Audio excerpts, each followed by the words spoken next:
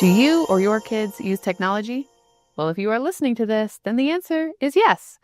Um, Many of our kids are on social media or use technology in some way, especially in their schools. And many of our kids have their own devices, even a smartphone of their own. And I want to talk today a little bit about some of those dangers. So thank you for joining me for the Cultivating Calmness podcast. My name is Kaela Vance, and this week in our community, or this past week or two in our community, we had a child die from a social media present challenge. You may have heard of it, called the Choking Challenge. And I found out via social media that this happened to one of the children in our area, had tried the challenge, and from all accounts was a very kind and generous and thoughtful kid, and came across this challenge with peers. And unfortunately, he ended up losing his life to this challenge, not on purpose. And that seems to be what happens with this challenge, is that children of all ages will try it. Essentially, my understanding is to get, if they know about it, to get some kind of high off of it. You kind of pass out, but some kids don't really know maybe what it is. It's just cool, and other kids are doing it. And then they don't wake up because they have, choked themselves to death. Most of the time, it seems on accident. So that got me to thinking about social media. And I know I've talked on my podcast before about social media and technology and some of the dangers therein, but I think it's been a while since we've talked about it. So wanted to have this conversation again, especially since in our community, it has been brought up in this very real and very sad event. And I just want to bring awareness and attention to some of those dangers. Now, I am not a social media expert. I do enjoy utilizing social media, and sometimes can use it too much, along with lots of other people out there, especially our kids. If you are my age or older, you were raised in an environment where we did not have phones at our fingertips, and we didn't have everything at our fingertips. I didn't have that until I was in college. I had a cell phone in high school, but it was a flip phone, and it was the texting and, tap the number so many times to get the different letters and all of that.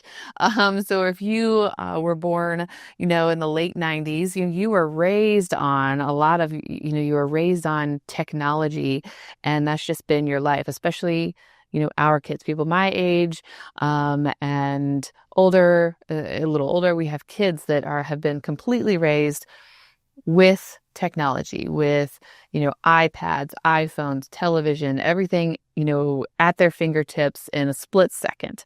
And there can be pros and cons to that, right? We're sitting around, and I wonder, what the answer is to this. Well, we have a phone that has Google or has other search engines on it where we can find all the information that we need, right? Well, yeah, that's great. Except it leads to, some lack of ability in being able to think for yourself and being able to come up with information and be able to think through things.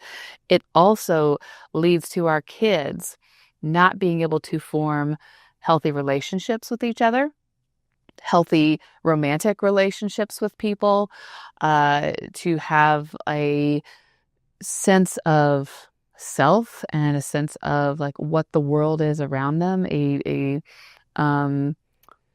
their sense of what is happening in the world around them is not accurate. And I see this in the teens that I work with. I see this in the young adults that I work with. And we have to have these conversations about like what a healthy relationship is, what is safe, what is normal, what is normal versus what is common. Just because everybody uses social media and everybody does it this way, does that mean it's normal? It may be the new normal, but does that mean it's good? Does that mean we should be using it in this way? We are exposed to so much more information now than we ever used to be. And, that is leading to that increase in depression and anxiety in adults and especially in our kids.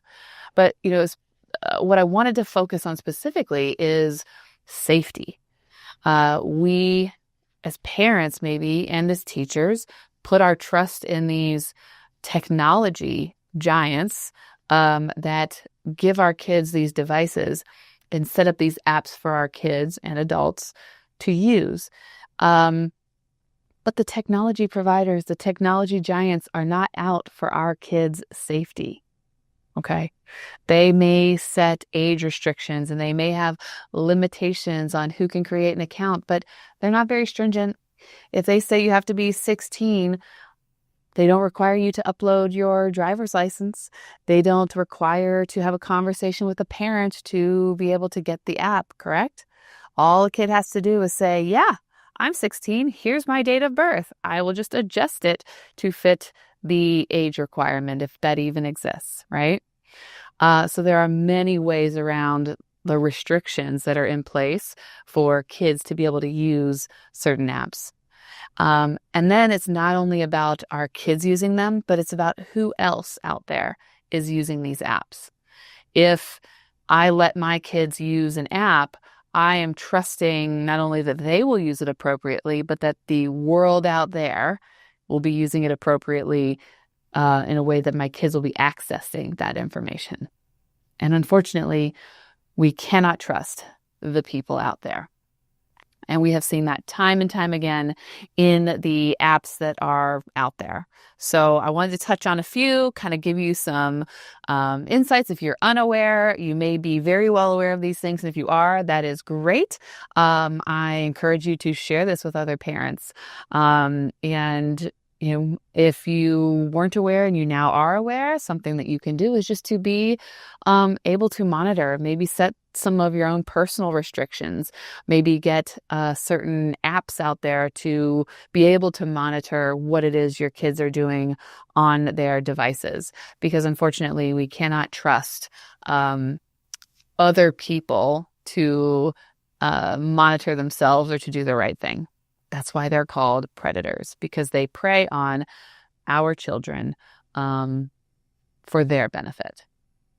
So we all know the popular apps out there: Snapchat, Facebook, Instagram, TikTok, Roblox. I'm going to talk about some of those today. And a lot of them have the ability to have secrecy, and your kids have the ability to hide you from them. So something to think about before we even jump into it is, do you have access to all of your kids, like social media? Do you have access to their phones? Do you have their password? Some people feel a little differently about this, like they need their privacy. Yes, they need their privacy, but you have to think about whether privacy for them is a privilege or a right when it comes to technology. And as a parent, that is your decision and how you want to handle that. But when it comes to technology, we can't always trust other people, and we can't always trust what they're exposed to. And I have had clients who have themselves gotten into sticky situations, maybe on purpose, like they engaged in a conversation that then went in a different direction, maybe completely by accident. I have had clients who've had kids have this happen. And I've had clients who've had these conversations with their kids and these incidents still happened. I have seen these incidents happen to community members, to, just people out in the world. We hear the stories all the time. So, you can trust your kid to do the right thing. We cannot trust the people out there to do the right thing with our kids. So just be aware of that and keep that in mind when it comes to how much trust you put in, our phones and in technology. Something you can do is to know their password and to have rules, to have a technology contract. So that would be, we're going to talk about how much time you're allowed to spend on it, what I as a parent am allowed to access and when, and how we're going to go about doing that, what the consequences are if I find something on your phone that shouldn't be there, how they can trust you, and the conversations that they can have with you about what may or may not be happening to them or even their peers on social media. For example, If somebody messages them and sends them a, inappropriate, maybe a sexual message, can they come to you? Do they feel that they can show that to you without you say, oh, that's it. You can't have this anymore. We're taking away your phone and these apps and etc.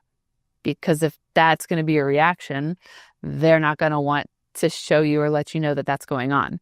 So it's a delicate balance in trying to find, how we manage their ability to communicate with their friends with the outside world that wants to get in and do the wrong thing. So having that conversation before you even start, before they download the apps, before they're engaged in that life, let's have a talk about it. Let's review it. Let's make sure we're on the same page, because you want to build trust with them. You want them to trust you and you to trust them. And bad things are going to happen. They will make mistakes. I guarantee it. They're going to mess up. They're going to do the wrong thing. Are you going to yell at them about it? Are you going to punish them? Are you going to have a reasonable punishment? And can you guys talk about it? So those are some big things for you to consider. If your kids are getting involved and have technology, which they will, and social media. Okay, so if you were unaware, you're thinking about Snapchat. Snapchat is the way a lot of teens, young adults are communicating. They don't. A lot of them aren't texting anymore.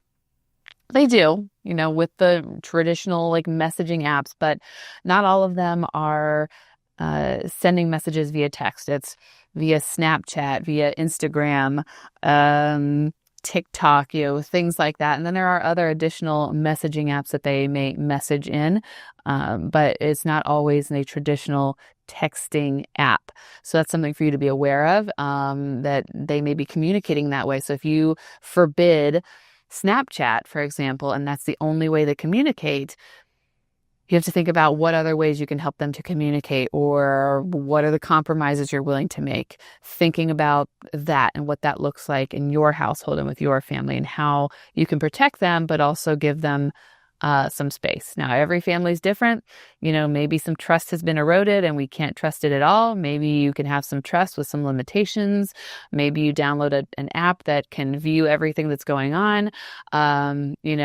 Those may be some alternatives for you and your family. But with Snapchat, right, we know that the messages disappear after a certain amount of time. There's a lot of privacy things. There's ways to hide messages, but they can make their location live, meaning anybody can see it versus just their friends seeing their location. So that's a good way for predators to get to your children. And believe me, they will. And they will send those like cold calls. They will send those messages of just a private part, right? They will text and message your kids through any of these apps that we're talking about to try to get their information, to try to make connection with them, to groom them, to convince them that, they should meet, that they should send their own pictures. And this is very dangerous. Thinking about the Whisper app is an app that allows you to share your secrets anonymously. Again, that can turn sexual and inappropriate very quickly. Discord is another communication type app, and I've seen and had clients that have utilized Discord in a positive way, but it can also be a very dangerous place, a place for predators to prey on your children. And so, just being able to monitor that and what chat rooms and places they're getting into and what they're talking about. TikTok, obviously, Instagram, they have the ability to delete messages. A thing about Instagram you may or may not be aware of is that oftentimes our teens will have multiple accounts. One account that is like their public facing account that, anybody can see, including you, mom and dad. But then they may have a more private account that's just for certain friends, and mom and dad are not allowed to be on that. And so what are they sharing in those accounts? Are you aware of that? Are they being honest with you? Are you able to monitor that? Those are some questions to think about. And when it comes to TikTok and Instagram, they supposedly have the algorithm to protect your children who are underage, who have those accounts. And I follow a couple of social media accounts that share about these dangers and will test these things out themselves.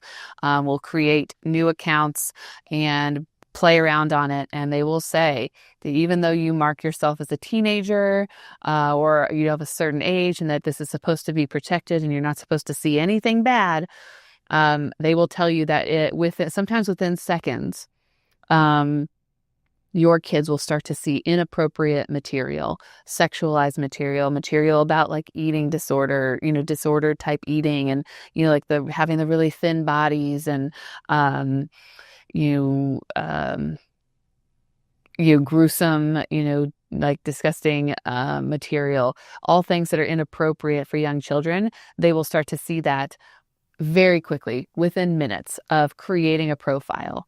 And that is the algorithm. That's the algorithm feeding that information to them without that child even telling it anything about itself. You and I may know that, the more I look at wedding videos, the more wedding videos things I'm going to see. If I start looking up certain things, I'm going to start seeing more of those things and less of the other stuff, unless I'm purposely looking for those things, right? That's how the algorithms work. Our children don't really know that. I mean, they may know that a little bit, but they're not as aware of it maybe and conscious of it as we are. And even we get sucked in, right? That's where you can say, I just want to look at a few videos, and an hour later, I'm still looking at videos and I haven't gotten any work done, right? Our kids are experiencing the same thing.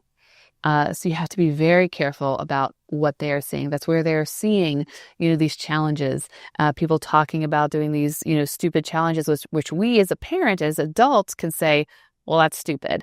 You would never do that. But kids, it makes it look fun. It makes it look entertaining. It makes it look like there's no big deal here. This isn't dangerous, when it is very dangerous, as we can see by, what happened in our community. And so, like, if we aren't monitoring, if we aren't aware what our kids are seeing and what they're doing, they can get seriously hurt. Even something as simple, as YouTube Kids, right? Again, you may not be aware. I've been aware of this for years, but I can't just set my kids down and say, hey, watch some YouTube Kids. It'll be okay. We need to be monitoring what they're watching, because unfortunately, you may trust your kid to get on YouTube Kids and watch the good stuff, or even just regular YouTube. But you can't trust them out there. You can't trust the people out there to do what they're supposed to do. So what happens is they may watch a video that's about Mickey Mouse, but somewhere in it, Mickey Mouse starts to do things that are inappropriate for Mickey Mouse to be doing. You catch my drift? And your kid doesn't realize that, right? They don't necessarily know what they're seeing, or they do, and they alert you to it. Sometimes it's very subtle. They may be making sexual motions or sexual jokes or, gruesome and gory type of, things like murder and stuff like that, where Mickey Mouse goes from being happy, joyful, fun to, stabbing somebody or, sexualizing somebody. And I'm just using Mickey Mouse because that's the thing that came up. It could be any cartoon your kid watches, any cartoon or show. And it could be a smooth transition, or it could be a total like, hey, parents are watching, so we give you a few minutes of this show to make you think that's what it is. And boop, in the middle is something not so good, and with an ending that maybe is back to what it's supposed to be, right? That's what can happen on social media, on YouTube, on any of these apps, to make you believe that they are safe when they're not. So for me, we don't let our kids use a lot of technology. When we do let them use YouTube, it's we know what they're watching. Now, I can't say that I have always done this, and so there have been times where they have gotten on Netflix even or YouTube, and we're ended up watching something I didn't want them to watch.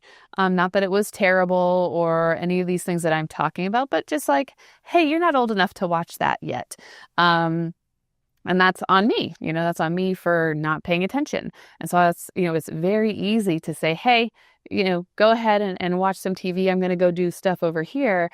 and they end up, 2, 3, 4 clicks over, and they're watching something that they shouldn't be watching. And those things they shouldn't be watching could be dangerous for them.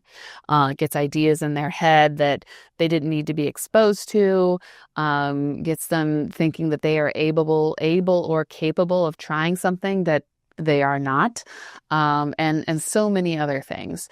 So, being aware, monitoring them. So something to think about would be like, you can watch it in the same room as me, so that I'm aware of like what's going on here.